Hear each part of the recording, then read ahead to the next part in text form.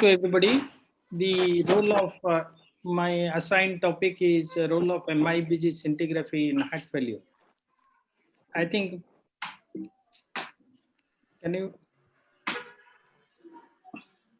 everybody knows by this time now that in heart failure, abnormal activity of the sympathetic nervous system occurs, which basically increase the release of norepinephrine, and that ultimately decreases the presynaptic neuron norepinephrine reuptake, which downregulate the cardiac norepinephrine transporter, leads to a reactive desensitization of the myocardial beta adrenergic receptors in the synaptic cleft.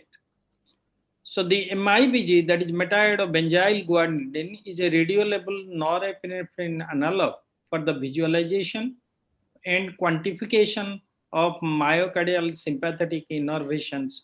So many people term in many different ways, like sympathetic nervous system of the cardiac and also myocardial sympathetic innervations. Coming to the heart failure, everybody knows that it's a complex one, but the syndrome and the cardinal manifestation when the patient presents is mostly with breathlessness and fatigue, limited exercise tolerance, fluid retention, and pulmonary and splanchnic congestion or peripheral edema. And subsequently, we have many imaging modalities starting from the ECG to echo. I think so. They are the cardiologists naturally classify them into the functional classification of heart failure as a stage A, B, C, and D. And D is mostly required as a refractory heart failure requiring special interventions. And in many imaging modality, it has been shown very clearly that definitely the left ventricular ejection fractions play a great role. But as because there are multiple biomarkers, the imaging modality, combining together also you need a rationale for cardiac sympathetic imaging, whether they can be combined or it is an independent prognostic or assessment or therapeutic response parameter that needs to be thought of. That's why there is a rationale for cardiac sympathetic imaging. There is a significant reduction of presynaptic norepinephrine uptake and postsynaptic beta adrenoceptor density in heart failure. And that causes increased sympathetic activity as a generalized rather than a regional phenomenon. And the reduction, there is a reduction in myocardial beta adrenoceptor density appears to be due to dilated cardiomyopathy and is more in hypertrophic cardiomyopathy, which ultimately proceed to the left ventricular dilatation and subsequently to the heart failure. This is the rationale for cardiac sympathetic imaging.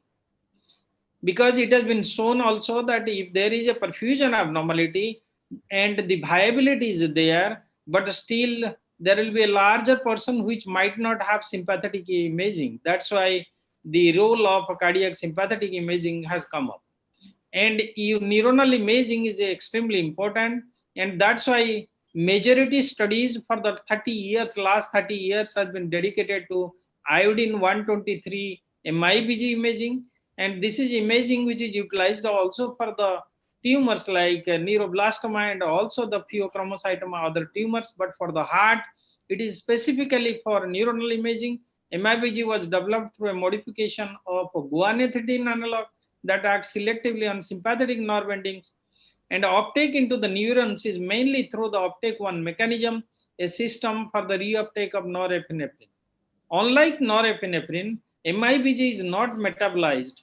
That's why this is allows us to be imaged actually in the SPECT system or the planar view. Coming to the sympathetic nervous system, the sustained hyperactivity of the sympathetic nervous system is a consequence of the increased central sympathetic outflow, altered neuronal norepinephrine reuptake, and facilitation of a cardiovascular response to sympathetic stimulation by angiotensin II. Coming to the imaging technique and quantification, in general, what we observe is that the quantification technique that mostly it is a planar, but at the same time, this can be regional quantification can be done with a SPECT also. And the imaging protocol mostly in common is a intravenous injection with iodine 123 MIBG, and iodine 123 is produced in mostly a cyclotron, and this is our 3 to 10 millicurie. And the planar imaging is mostly followed. And subsequently, if you want to do regional quantification, you need to do a SPECT imaging, which I will show you later. And the early imaging, that is 15 to 30 minutes, where it will show you also the thyroid uptake. And the delayed imaging is done at 3 to 4 hours after injection. And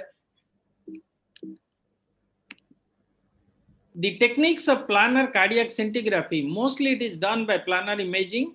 I will not go into detail, but just to know that these are mostly with a parallel hole collimator, because the 159 kiloelectron volt of iodine 123, which is utilized as isotope, and with a similar 20% window, and planar imaging is done as we used to do earlier, the planar imaging of the heart in left anterior oblique, anterior and left anterior right anterior oblique view. Three views are there mostly, but mostly the heart and mediastinum ratios are taken from the anterior view, and the images are stored in the appropriate matrix.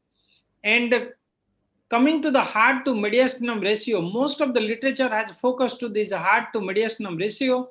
You can see that the heart to mediastinum ratio, you can see that this is a semi-quantitative uptake, and there is a region of interest in the heart as well as the mediastinum, and you can see in the planar anterior view, and you can see also the salivary gland and also thyroid. But because it is a late image of 3 to 4 hours, so obviously you will not see the thyroid, you can see the heart and mediastinum.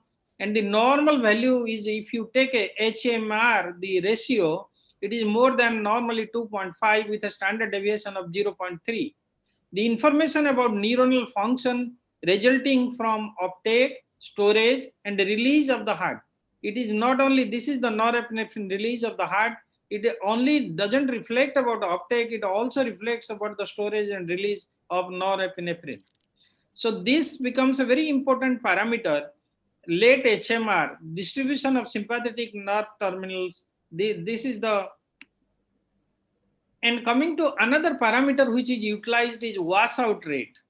So there is a decrease in myocardial counts over time. You can see this figure, you can put a region of interest in the heart as well as in the mediastinum area, and you can see the heart to mediastinum ratio. And also you can measure the washout rate, which is also a semi-quantitative parameters. And it is, you can see the early image and also the delayed image, and early heart minus mediastinum and delayed also heart minus mediastinum divided by the early image into 100. So obviously you will get a percentage, and the normal value is around less than 20% with a standard deviation of 10%. And this reflects the neuronal integrity or sympathetic tone, mainly representing the uptake in the norepinephrine uptake. Similarly, like a semi-quantitative parameters, you can also do iodine 123 MIPG SPECT, and in a normal variant, you can see that the septum, the anterior wall, as well as the lateral wall, they are having this inferior wall. Sometimes because of the apex is fibrotic, the apex, you can see that sometimes this is a normal variant in a MIPG image. That's why this image has been put.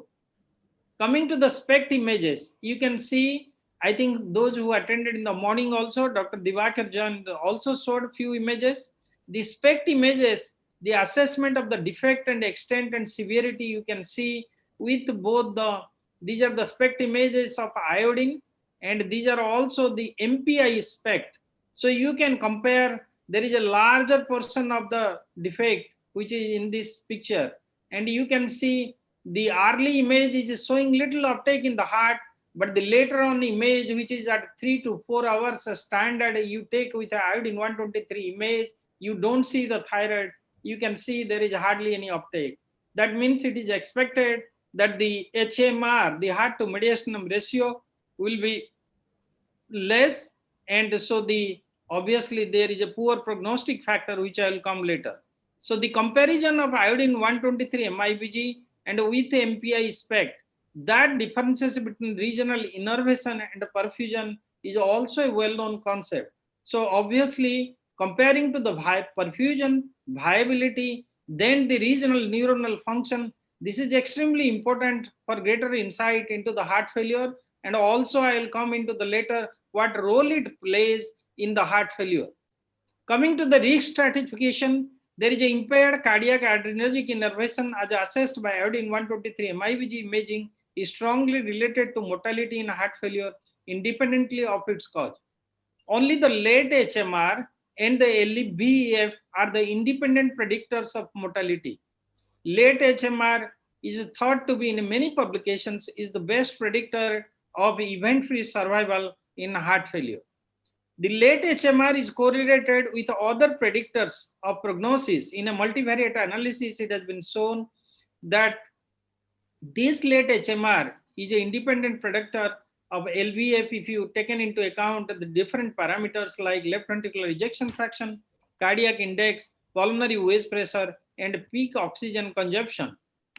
And this is the image showing the risk stratifications. Like this is a patient who just showed an image with a very good heart, you can see, and the thyroid is not seen. That means it is a late image of iodine 123 image of the planar view in the gamma camera. And similarly, you can see the SPECT image that everything is very nicely well visualized in the short axis and in the horizontal long axis and vertical long axis. But in the contrast, you can see this image, which shows in the late HMR also another patient, which shows a regional heterogeneity in the perfusion in the SPECT images, and you are not able to see at all the heart. That means indicating this HMR is around 1.10. It is a high risk patients for developing heart failure, whereas already this is a patients with less chances of developing the heart failure. That's a kind of prognostications in a heart failure. You can do the stratification, the low risk and high risk patients. Coming to the same continued risk stratification, the late HMR less than 1.74 if it is more than age 60 years, a history of myocardial infarction, and NIH functional class 3 or 4 are strongly indicated for a poor clinical outcome. There is an inverse kind of relationship between late HMR and also the washout rate. The washout rate was also evaluated in patients with LVF, mostly with LV dysfunction, like whether it is less than 50% or 40% or 35%, different literature codes. But in more or less, I think we all agree with the less than 40% during a follow-up of 52 months. A washout rate of less than 27% was a strong predictor of survival. That's a kind of connotation you have in re-stratifying the patients with the HMR and also with the washout rate. Coming to there are conditions like of hypertrophic cardiomyopathy.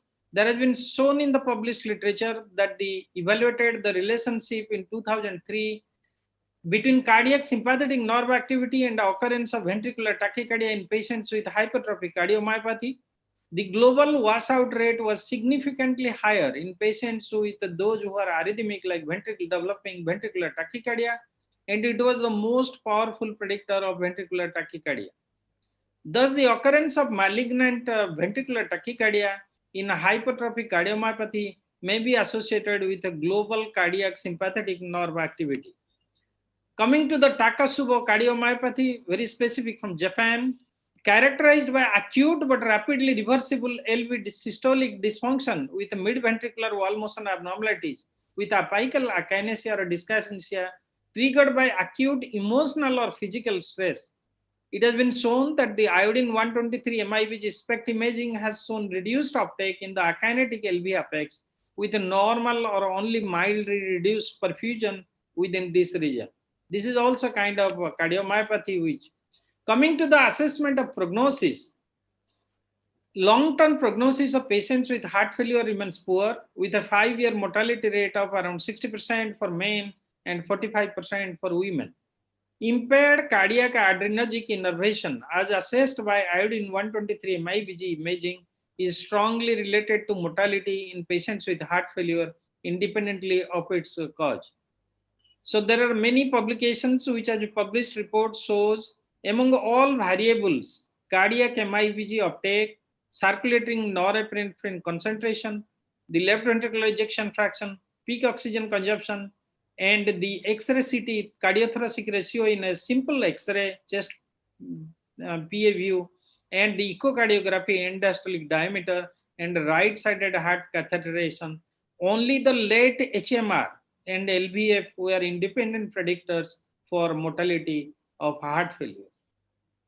There are many other publications also supporting that regarding the MIBG imaging is the most powerful independent long-term prognostic value for both ischemic as well as idiopathic cardiomyopathy, regardless of the underlying etiology, with a late HMR as most powerful independent predictor. So thus there is another publication also supporting the washout rate, the late HMR having a significant association with the cardiac events in heart failure. There are also comparison between heart mediastinal ratio and the brain, the natriuretic peptide. I think it has been shown that the patients with both BNP level more than 172 picogram per ml and a late HMR less than 1.74 had a greater annual rate of fatal pump failure. The hazard ratio has been calculated 7.2 or cardiac MIBG activity iodine 123 MI 10.1 increased to 34.4 when both variables were used. That means multiple variables you can take, but this found to be late HMR found to be the best predictor of the events. Coming to the iodine 123 MIBG imaging in dysarrhythmias, sudden cardiac death is a very well-known concept. 50% of all cardiovascular death, most common primary electrical event at a sudden cardiac death leads to VT, subsequently leads to ventricular fibrillation and asystole. Thus, coexistence of denervated and hyperinnervated areas, which leads to heterogeneity of sympathetic innervations, which ultimately leads to ventricular arrhythmia and sudden cardiac death. Thus, it is very important to choose the ICDs, which patients will really benefit from ICDs that can be shown definitely by iodine 123 MIBG imaging. The current available methods for identification of at risk of sudden cardiovascular death, the factors which is responsible are mostly the conventional coronary risk factors, degree of LV dysfunctions, ECG, Holter monitoring, but the limitation is there is a low accuracy. Thus, it has been demonstrated by Verchero et al. That the combination of late HMR and LVF was associated with freedom of appropriate ICD therapy, because it has been shown that the ICD therapy in 33% patients are inappropriate. Thus, Nishioka et al. Also demonstrated that lower HMR could identify CRT non-responders. Coming to the MIBG imaging in heart transplantation, there is a reinnervation which partially occurs following the heart transplantation, mostly after 12 months, that is 1 year. Sympathetic reinnervation increases with time after transplantation, with a positive correlation between heart to mediastinal ratio and time after transplantation. Reinnervation begins from the base of the heart and spreads towards the apex. Complete reinnervations of the transplanted heart is not seen on scintigraphic studies, sometimes even up to 12 years post-transplantations.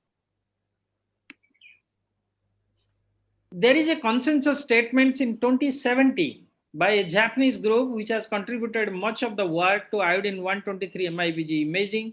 Though the MIBG has been into the picture in 1990s, and subsequently because of the production of iodine 123 difficulty, I think all over the world it has not percolated so actively like Japan, and subsequently also US from 90s, but the Europe followed later. And I think there was a consensus statement between Japanese group in a symposium recently in 2017, and they are published in the Journal of Nucleocardiology. They really came to the conclusion that this is the high time to adapt to this imaging along with your perfusion, viability, and also the sympathetic innervations, so that real insights into the heart failure and the prediction for good candidate with the device therapy can be made. Dr. Pradhan, coming to the future prospects. Dr. Pradhan, can you wind yes, up? I'll complete. Just 2-3 slides. This is an animal image which you can see that how desipramine can block this row. You can see that this is a control. This is the DMI chase. This is a rabbit model. And this is the DMI block. You can see in the early phase there is a washout. But whereas with FSPG, this reagent, mostly 18, fluorine 18 LM, this is fluorobenzyl guanidine. This image, you can see there is no change in the delayed image. That reflects mostly to the MIBG imaging, similar. That's why there is a prospect in the PET imaging. I think there is already a trial already in the place, and it has shown that 1% increase in denervated myocardium gives rise to 5%, 7% increase in sudden cardiac arrest. And there are other radio tracers. I will not come into the picture. I think to the conclusion, iodine 123 MIBG cardiac imaging provides insight into the sympathetic innervation of the heart and its functional role. Imaging of cardiac sympathetic innervation is a very small area, but a growing field. Large potential in clinical decision making, especially risk stratification for benefit of ICD therapy and prediction of response to CRT. There is a need for standardization of imaging with iodine 123 because of the acquisition and data analysis as the way forward from nuclear medicine community itself towards the incorporation into the cardiovascular guidelines. But nevertheless, with the advent of PET imaging, I think with if you can replicate and leapfrog directly to the fluorine 18 benzyl guanidine tracers, I think we will be the winner. That's my thought process. Thank you all for patient listening.